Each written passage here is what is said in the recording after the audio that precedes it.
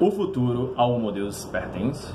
É com este questionamento ou frase de efeito, não sei muito bem, que vamos começar o vídeo de hoje para falar desta obra incrível, senhoras e senhores, Homo Deus, uma breve história do amanhã, de Yuval Noah Harari.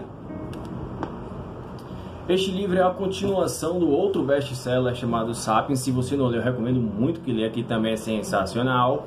E ele se dedica basicamente a analisar a evolução para onde estamos indo enquanto seres humanos. E ele faz a análise de que estamos em busca de um novo patamar, de um patamar superior de humanidade que se classificaria como um Homo Deus. E segundo o autor, o que nos motiva até chegar a este estágio é a busca pela felicidade, divindade e imortalidade, que neste caso é a mortalidade, porque não iríamos mais morrer por fatalidades biológicas ou fisiológicas. E esse ponto eu explico um pouquinho mais lá na frente, porque até chegar lá, Yuval explica primeiro o panorama atual, onde o ser humano ele não sofre mais com guerra, fome ou epidemias. Existe um quadro em que se morre muito mais de suicídio do que em conflitos armados, muito mais morre-se por obesidade do que por inanição, e que grandes epidemias já podem ser antecipadas por dados. Ele explica que o Google ele consegue mapear as regiões em que um surto de gripe, por exemplo, pode estar nascendo. Eu acho que nesse caso o coronavírus veio para mostrar que não é bem assim, né? Então, feita essa introdução, vamos lá falar do livro. Bom, é uma leitura bem densa, é um livro bem complexo e por algumas vezes a leitura pode parecer um pouco cansativa, mas não desista. Isso porque, para explicar cada conceito em que o autor vai apresentando, ele usa de diversos exemplos. No entanto, e ao mesmo tempo, é incrivelmente provocativo, porque esses exemplos são ilustrados através de questionamentos filosóficos, de crenças e dogmas religiosos. Um terceiro fala ali sobre a ciência, a biologia e comprovações científicas. E, por fim, todo esse conceito correlacionado com a era da tecnologia, algoritmos e dados. Bom, agora que você já sabe mais ou menos do que se trata o livro, eu vou falar de conceitos que eu considero mais interessantes, importantes e instigantes. São eles o tecnohumanismo, o futuro dos empregos, algoritmos e o dataísmo. Todos esses que eu falei, parece que o livro ele inicia todo preparando o terreno para abordar esses temas que são bem complexos e são bem atuais também. Acredito que se você for ler esse livro, já leu, com certeza viajou bastante nesses conceitos. Então, começando pelo conceito do tecnohumanismo, basicamente será uma nova casta. Serão pessoas que irão manter as características humanas, porém elas irão aprimorar as aptidões físicas e mentais. Ou seja, podemos ver aí pessoas com braços biônicos, mecânicos, uma visão aguçada, o cérebro hiperestimulado, a gente vai ter mais facilidade de concentração e etc. O que já nos leva diretamente para o segundo ponto de reflexão, que é o futuro dos empregos. E aí eu quero trazer aqui para o vídeo muito mais essa questão da máquina tirando o emprego dos seres humanos, porque isso a gente já está vivendo atualmente. Basta lembrar que não existem mais locadoras de vídeo graças à Netflix e por aí vai. O livro mostra também como uma nova era da desigualdade pode nascer, pois o poder, domínio e riquezas desses dados ficarão na mão de propriedades desses algoritmos.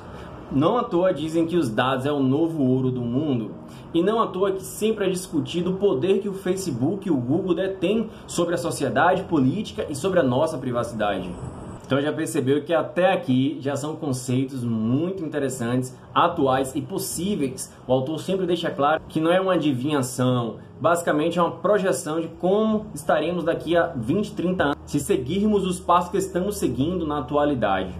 Bom, então voltando aqui para a nossa leitura, vemos a importância, ao uso e desmembramento desses algoritmos. Segundo a teoria de Yuval, a ciência, depois do lançamento de Origem das Espécies de Darwin, busca provar por experimentos científicos que, na verdade, nós, seres humanos, somos seres orgânicos codificados por algoritmos.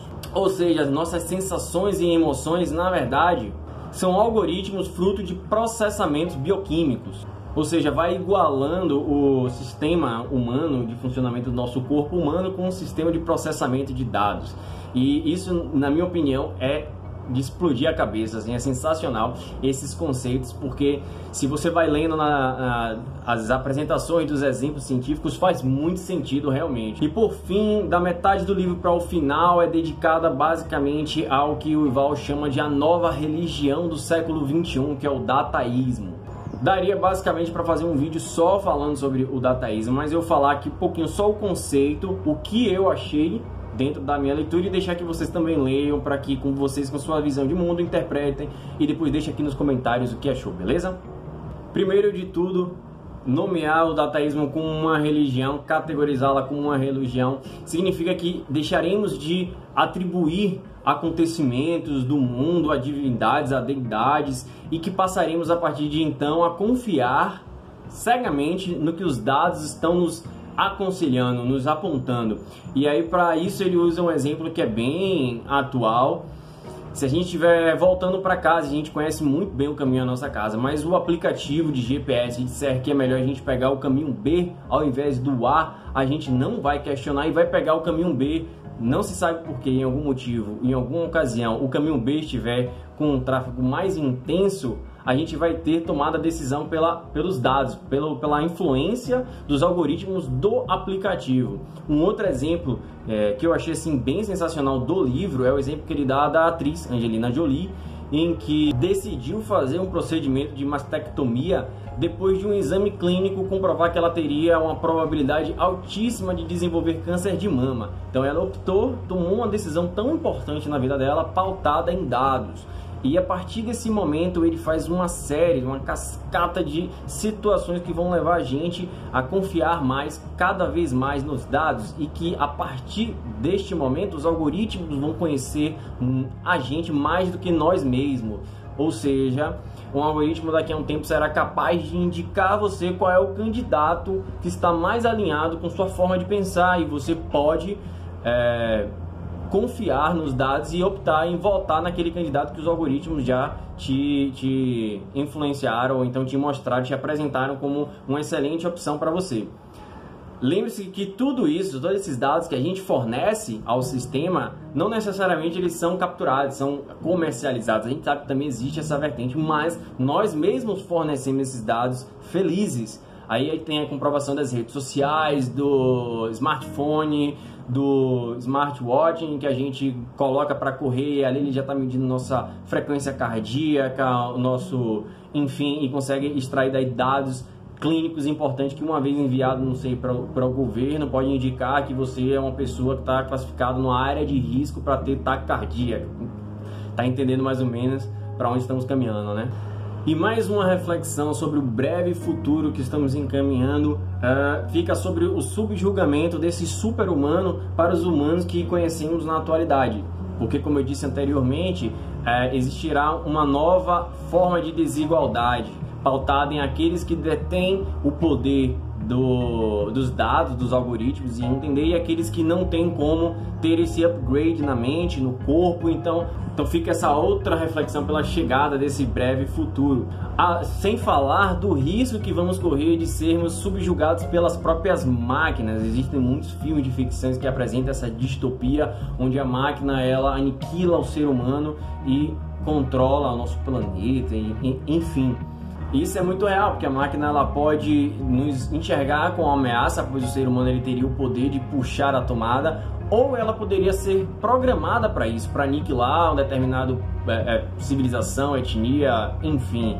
Então é uma reflexão que já vem sendo retratada na tela de cinema, mas que também é muito interessante quando vista por dados científicos e por experimentos que já vão acontecendo com inteligência artificial, criação de robôs para interação com humanos e etc. E antes de seguir para falar do autor, eu queria fazer uma pergunta, se você já leu esse livro.